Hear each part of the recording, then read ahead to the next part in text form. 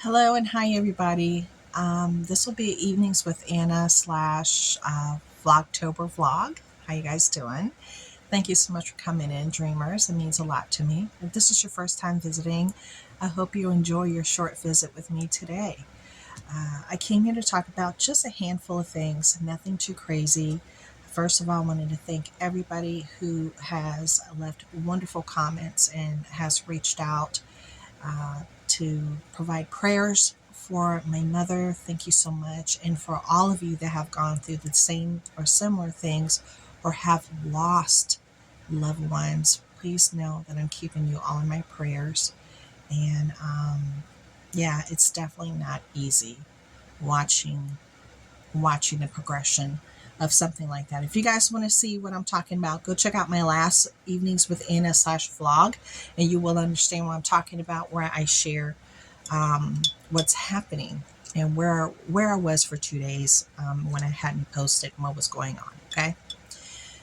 Now I was online and I was going through my emails and trying to get myself together and thinking about things. Figuring out videos I needed to record and stuff like that. Then I came across a video from Proverbs Home. A Proverbs Home is someone I follow. Go check out her channel. And today she was talking about prepping. And she said a lot of really important things. And I felt that it was definitely worth re-mentioning. Because there are a lot of people that I really don't even like the word prepping. I just don't.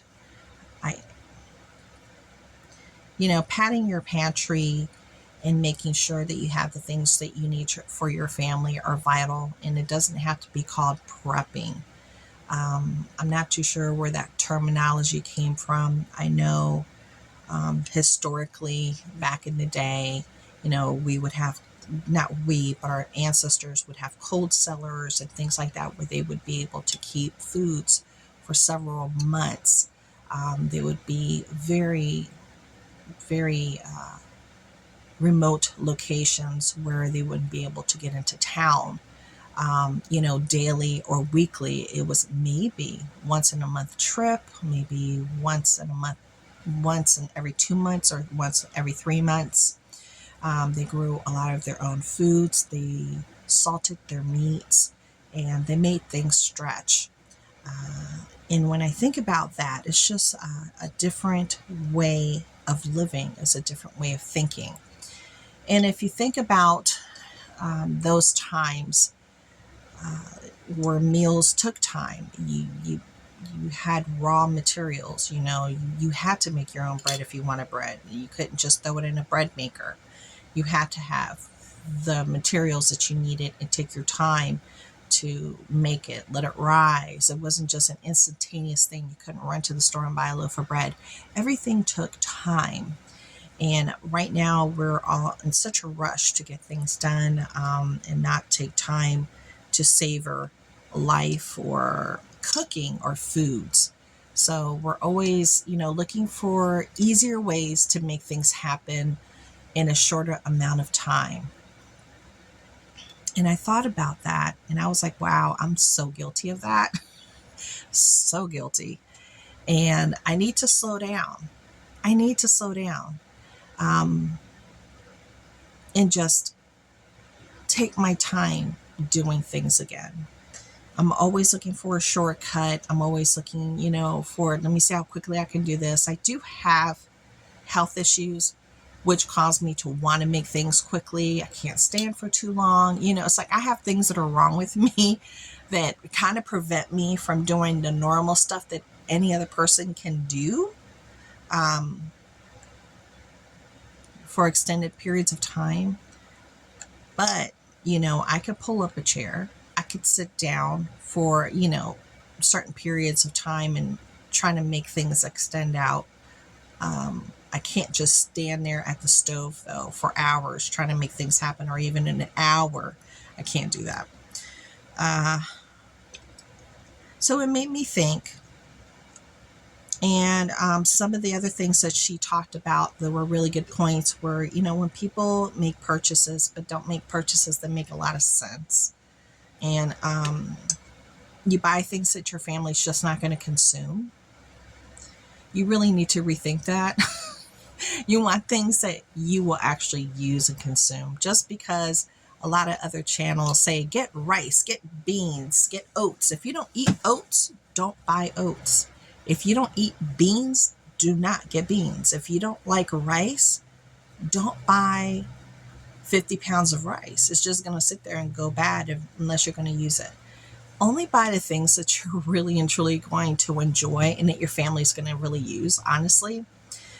Don't go off the general rule of what everybody else is telling you unless your family, enjoys it. Every family is unique.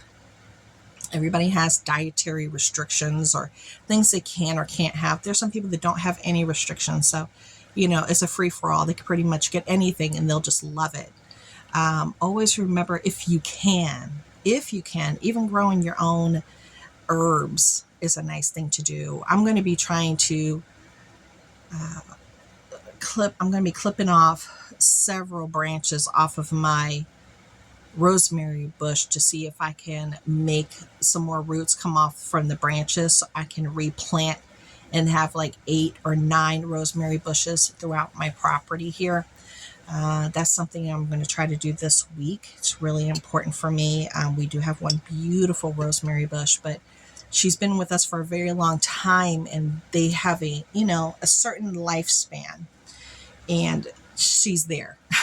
she's there at that point. So that's something I want to do this week. And I want to get my arrow garden back up as well and start growing my own herbs again. My husband actually requested that. We are a family of 6, so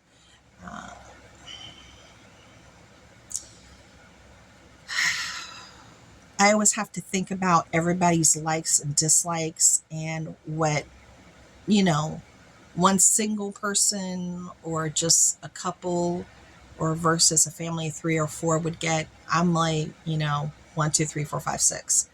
So I always have to, think of the bigger picture and count the mouths. So it's a larger amount of food that I have to that I have to think about and actually consider, which is a lot. It's a lot for me. It is a lot. And then she spoke about, I'm just, referencing some of the stuff that she spoke about, because I thought she was right on the money for everything. She spoke about, using what you have. Don't let it sit there. You have to go through the things that you have. And if you don't see it, you do forget it, which is true. If you have it behind a cupboard or in a pantry, you just don't open, because we have more than one pantry. We have the pantry in the main kitchen with a door. And then we have a pantry where our laundry room is with a door. And I tend to forget about the pantry in the laundry room. If you don't see it, you forget about it. So reminding yourself to go into those areas that you forget about and seeing if you could pull things out to make meals. It's really important. And whatever you have grown out of that you just don't like anymore, pay it forward. I pay it forward, but I leave my things, as I stated before, I leave them at certain locations where I know there's homeless people that live out in the woods, and they are drop-off donation for clothes near there, and they pass through there, and you see them passing through there, and they look to see if anybody's left anything for them, and I will leave the foods there. I will drop them off, pull up, take, get it out my trunk and just leave them there. And there's 3 locations that are like that. So, consider that. Definitely pay it forward. Think about your neighbors. You never know what their situation is. They might be struggling. A box, call it a basket of love or a box of love that you can leave at their front doorstep. They don't have to know it's you. They don't have to know it's you, and leave some things for them to eat. You'd be surprised how many families are struggling right now, which is not good. But think about your neighbors. Think about senior citizens that might be alone. They may not be able to get out and get the things that they need. Check up on them or leave them boxes of love. Things that they might be interested in, and do that. Do a little weekly drop off for them, and make sure you take the time for your family and for yourself, even if you're a single person, to make some decisions about what you have and what you're bringing in. And when you bring in things, when you go shopping, don't go crazy. Don't clear off a shelf. That don't make no sense. Like I always said, slow and steady wins the race. You buy 1 can of corn, you like corn, just buy 2 cans of corn. Buy an extra can. That's it. And it will slowly add up. It will slowly add up. Well, that's it for now. I'm going to actually head downstairs, and I got to make a meal for my family as we speak. So I'm thinking about what we have that I can, pull out and try to create for them. So I hope you guys have a wonderful evening. Thank you so much for coming and hanging out with me. And please take care. Bye.